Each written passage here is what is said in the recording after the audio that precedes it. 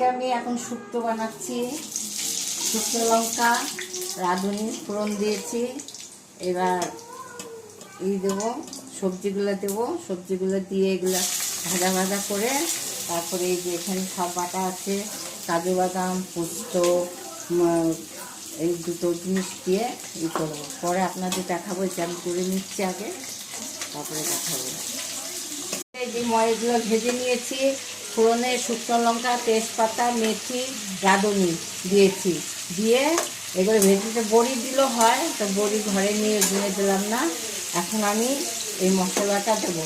এর মধ্যে আদা, কাজু আর হচ্ছে আপনার পোস্ত দিয়ে এটা পেস্ট করেছি।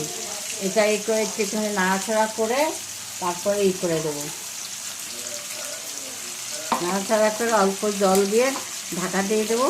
তারপরে নামাবার আগে একটুখানি ঘি দেবো আর একটু মিষ্টি দেবো, দিয়ে নামিয়ে দেবো।